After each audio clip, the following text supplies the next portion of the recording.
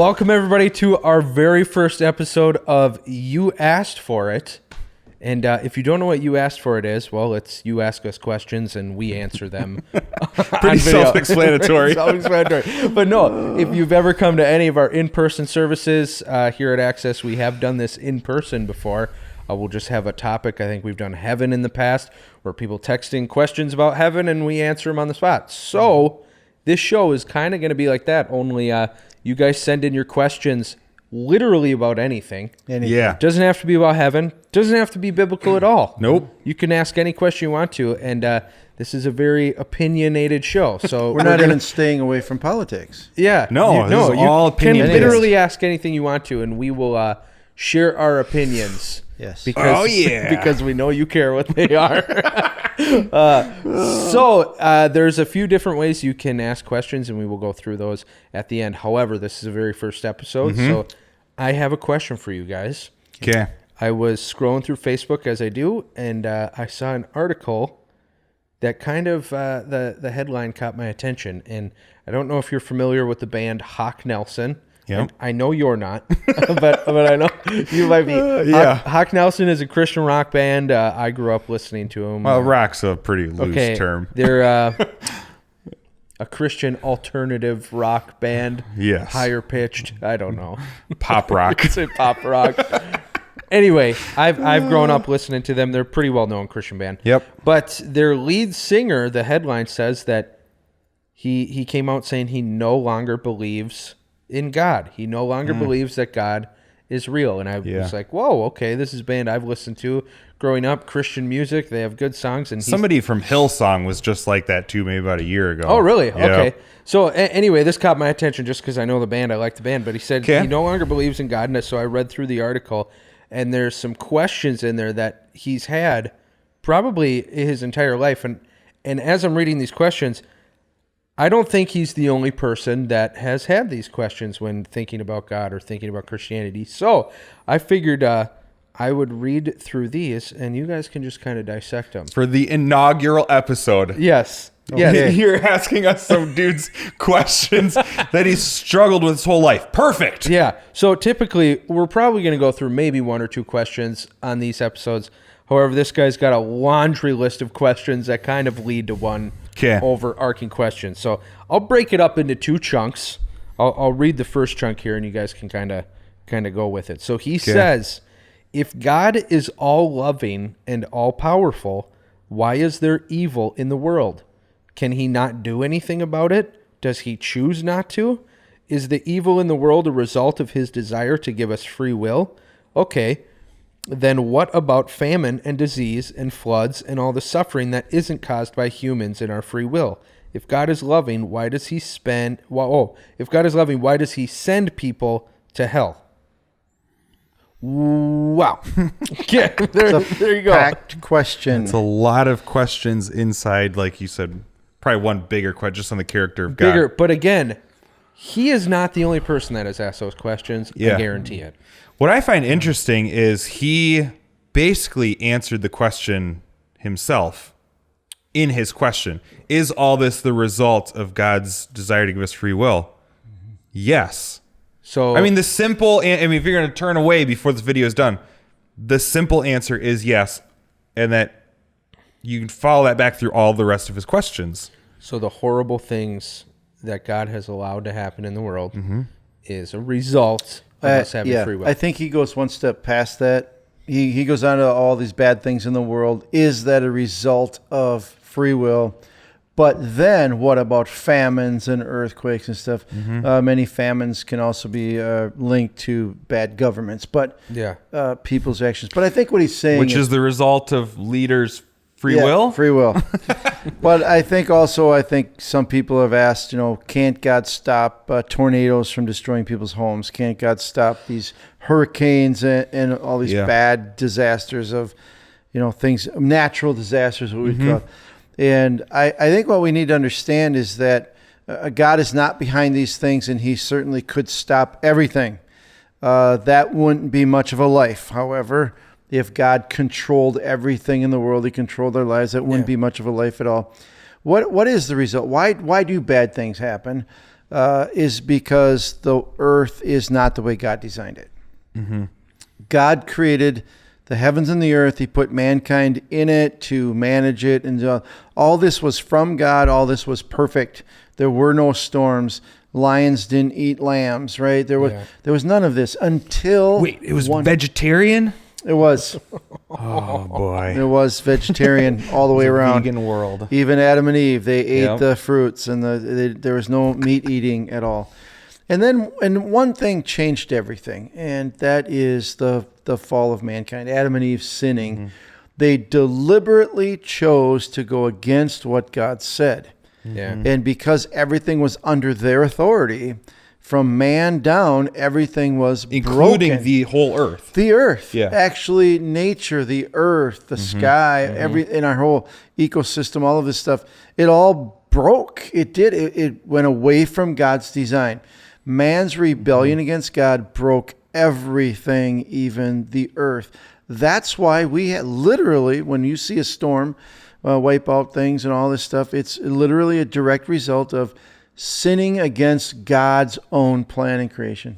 Okay, so then with that, why does God send people to hell then? I love this question. I really do. Asked from him, not me. Okay. Why does God send people to hell? I just love this question. I do. I love it because that is how everybody's view. God sends people to hell. But that's not accurate. It isn't. God doesn't send people to hell. He doesn't want people to go to hell. He offered no one to go to hell. He sent out this huge coupon. Everybody can get out of hell. But we choose not to. We literally choose to not be with God. And God's not going to supersede our will. If we don't want nothing to do with God, his salvation, a relationship with him in this world, then he's just going to allow us to continue that for eternity. Yeah. God doesn't send anybody out. We choose to reject salvation. We choose to not be with God. Because we all could be with God if we wanted to. Yeah. Yeah, there's nothing that, because Jesus came and paid the penalty, there's nothing that stands in the way. So all of his questions, why do bad things happen? Why does, I think he said something about, whatever. Bad things happen that people cause, bad things happen that nature causes, people go to hell. It's all a result of our own free will, the choice we have. And God created us that way on purpose. I mean, if he created us without free will, we couldn't love him back, which is what he wants. He wants that relationship with us. So, it's all a result of... I think we needed this whole thing, this whole question from many people comes out. The very beginning of the question is, if God loves, if God is loving, if God is loving, why does he do this? Why does this happen? Why does it? Yeah. It's kind of like we capsulize everything in what does love look like? Let's just take a moment and look at that. Yes, we know that God is incredibly loving. Is it loving to control people? If you control every attitude, action, and everything of your children, is that a loving thing to do? No. Is it a loving thing to do not to have consequences, not to have behavioral? Right. Is it loving to have no rules? Do you follow as best for your life? Right. See, everything that we say, if God is loving, I guess everything would be nice all the time, no matter what I do. That's the thing. We've convinced love with nice. Yes. Yeah. Nice love doesn't equal just nice things all the time. Love is right and just. And what is right and just. And we've talked about this many times about a judge, like we don't want God to judge anybody. Well, that's not very nice. That's not very just. Can you imagine? And this is even hard to talk about, but there's not one of us, as a matter of fact, there's nobody we know that would say this is just. For if a person got convicted of raping and murdering 27 young children and went to a judge, and the judge said, I'm nice and I'm just, so you can go free. I'm kind. Just go. Every one of us would be screaming injustice, unloving. We would.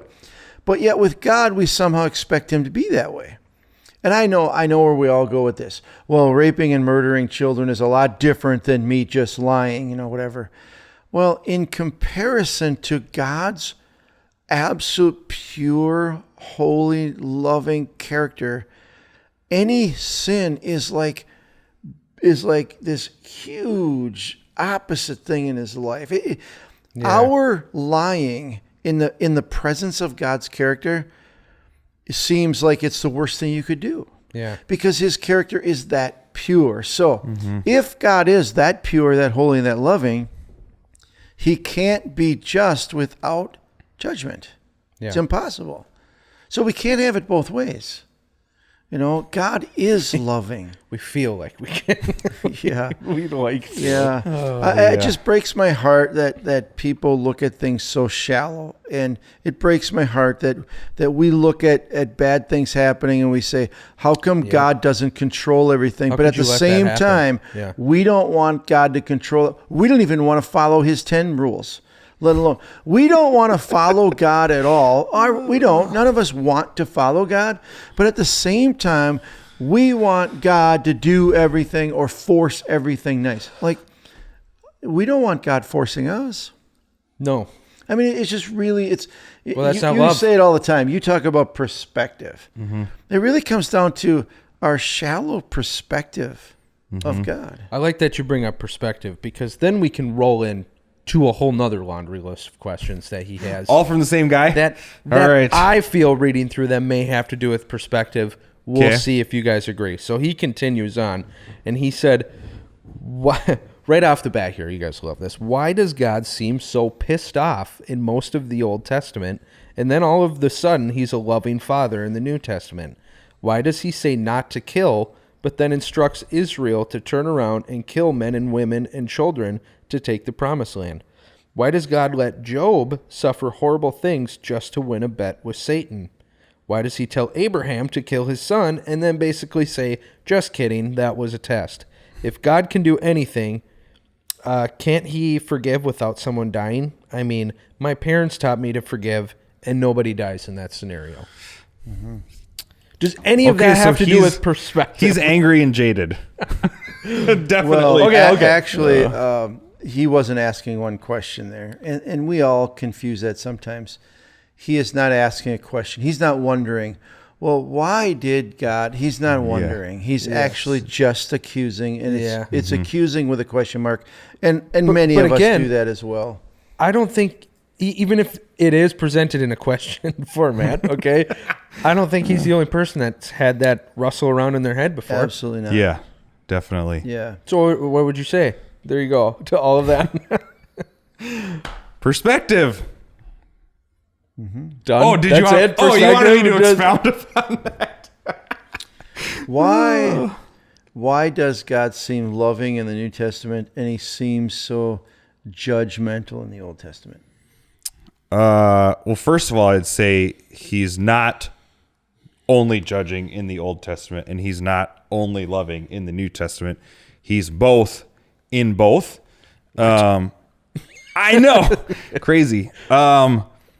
I think if you go back and you look at some of his Old Testament laws and things that he commanded Israel to do, rules about how to live, all of those are extremely loving in compared to the culture that they were in at that day. Even if you look at today's, I mean, some of his moral principles and how to interact with one another and how to treat one another are extremely loving things to do to help people in their daily lives, to help people figure out how to interact with one another, not harm their lives, not go and do things that are going to ruin them, or all those sorts of things are extremely loving. And on the New Testament side, God is still extremely just. I mean, we know that there will be a judgment day, and we talked about this earlier. People's own free will is going to determine that, whether we accept his coupon, you called it. I've never heard there's a coupon before, but our coupon to heaven. Oh, that's amazing. So we redeem it, or we're redeemed. Okay, fine. Bad choice of words. Oh, that was funny. So, I think that's just I don't know. I don't want to. I think that's a narrow way to look at God's character, I think, is unfortunately when it comes down to. I think we need to view it, everything God does. Some of it's looks judging and condemning, but it's motivated out of love. God is love. Mm-hmm. That's why he does what he does. You mentioned that before God created Israel, and from Abraham, he started this nation.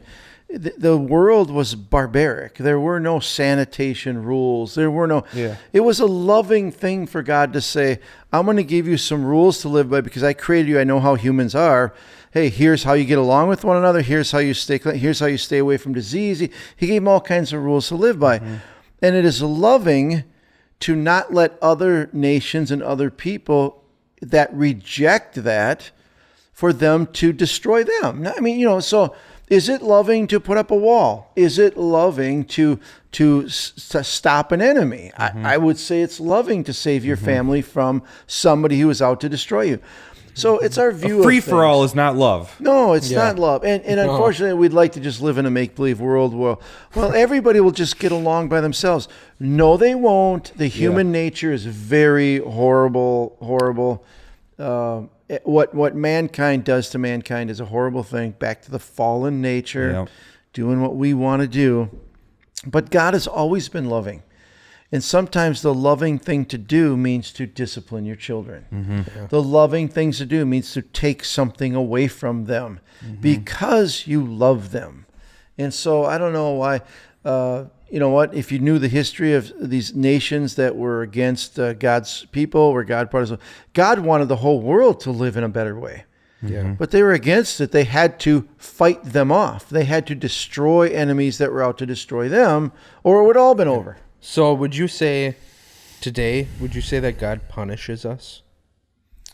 I think today, I mean, if you're looking in the perspective, if you're looking in the realm of like you said, it is loving to sometimes take something away from your children. Mm-hmm. It is loving to sometimes not let them do what they want to. You know what I mean? So as a parent myself, I know that I'm going to take something away. I'm punishing you. I told you not to do something. You did it anyway. You know what I mean? Is that, we talking the same picture here when it comes to God and us, or? I think the way you word it is loaded. I think much Am I wording it the same way he's wording his question? Yes. Whose question was that again? No, I'm just kidding. I think the way you word it has a lot of baggage. So let me reword it. Okay. Does God allow us to suffer the consequences of our choices? Absolutely. Okay. But that's how I would. But it's not him actually. What you're saying is it's not him actually doing it, right? I can't give a blanket answer in every scenario. I feel a little more strongly in that I do believe that we suffer. God lets us suffer the consequences. Why does God let bad things happen? Because we make bad choices. Yeah. That's exactly why God makes bad things happen. You know what I mean? Well, why don't he stop it? Well, that'd go back to, then he's got to stop our choices, and we don't want him to do that. So I want to drink that. I want to smoke that. I want to do that. Again, perspective. Yeah. But I will say that I do believe that we do live in a dispensation, final age, the church age. I do believe we're living in the day of grace since Jesus was here. Mm-hmm. I do believe that God's judgment was more immediate in the Old Testament than it is today. I think it's very rare that God points his finger and punishes somebody today. I think it's very, very rare. Well, I think it all goes back to kind of that first thing he brought up is, you guys have been saying it, the free will. I think it's because we've all been running around with free will, and in the midst of that, some of us making terrible choices, and then there's consequences to that. I mean, I guess it's so, don't blame God. Again, it's you have to, the perspective is, it's so easy to point the finger like, well, how could you let something like this happen? How could I think the big, one of the big questions he asks is like, couldn't God do something about it? Yes. He has, he is, and he will. Like he gave, rules and regulations. Israel, he sent Jesus. He is right now. He's giving people a choice to accept, and he will someday with the new heavens and the new earth. Mm-hmm. But I think we look at perspective. Well, my 80 years of life, and I don't see the things happening that I want to happen in the timeline. I want them to happen, and for them to all be fixed and tied up with a nice bow, I want to microwave God's work. I want it done in 30 seconds. Yeah. Well, that's just not how it works, you know? Yeah. God has, he is, and he will. We need to step back. I think it's interesting, even on graduation days or Memorial Days or 4th of July, whatever, or our birthday or whatever, we don't want it to rain that day. Yeah. Well, can you imagine if God actually treated us, and I mean, if we got everything we wanted, we would all starve to death because I want to win the lottery. You want to win the lottery. Same thing. You know what? We have such I want to too, and so does everybody else. We'll all get a nickel. We unfortunately have such right? a self-centered view of the world that we want God. We don't want anything bad to happen to us, but if nothing bad happened to us, it would cause bad to happen to others. It would. We can't all have our way and nothing bad happen to us and not affect other people. Because if I don't want it to rain, then we're not going to have food because the crops aren't going to grow. I mean, the whole point is we have our perspective needs to be more of an eternal perspective, more of God does love us, and this life is very short.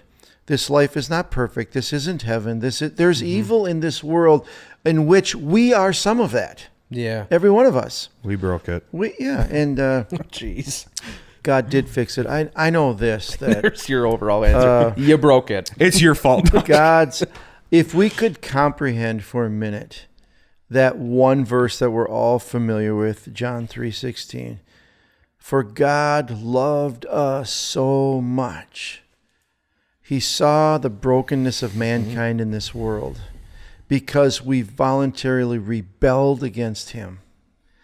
And he loved us so much, even in our rebellion, that he sent his son. That his son would take the punishment, would take the result that we deserve by rebelling against God.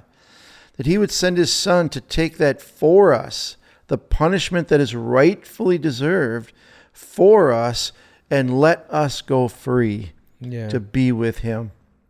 If we could comprehend that, we would never question God's love ever again out of circumstances.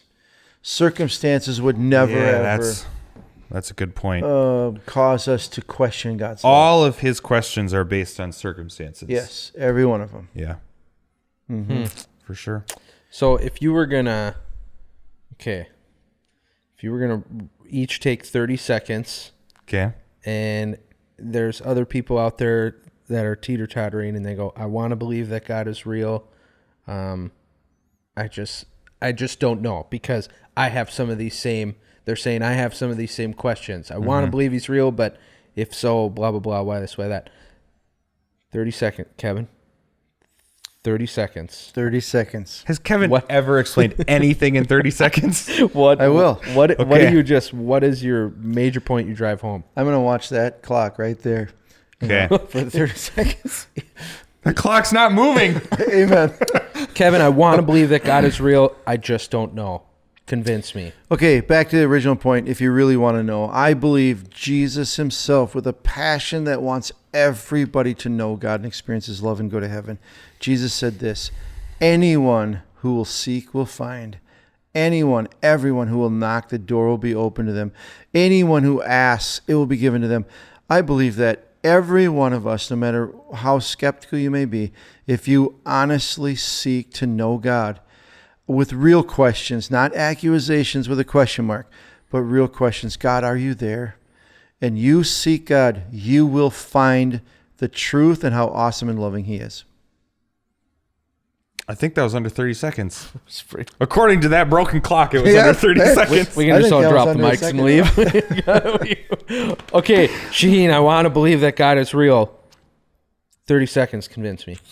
I agree with what Kevin just said. That might take a while. It might take a couple of years of journey and asking lots of questions. I would say in the meantime, from a purely logical perspective, no faith, if required. Pascal's wager. Pascal's wager. You can look it up. I don't have to explain it all, but basically it's a quadrant laid out. You got 10 I still got time. All right. Basically it's a quadrant laid out. God exists. God doesn't. I believe. I don't. What are the ramifications of that? It does not make logical sense. Probability wise, any of that sort of stuff, it does not make logical sense to not believe. The odds are stacked against you that way. You have nothing to lose. You have nothing to lose, basically, by believing. And what's that called again? Pascal's wager. Google it. Pascal's wager. Pascal's wager. There you go. You were longer than him. Because you asked a follow-up I'm question. so glad this was recorded. No, you were longer. I was done when you said I had time left. I have an update on your time and you're done. There you go. Okay. Well, there you go. There's the first episode of You Asked For It. And again, send some questions in, and they don't have to be in this realm. No. They don't have to. You can. They do not have to be this heavy all the time. You can literally ask whatever. But they can be.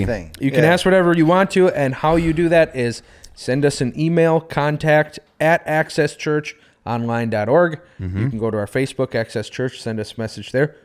Or you can just comment on this video with a question for our next episode. We'll go through those, and don't make them 18 questions all lumped into one.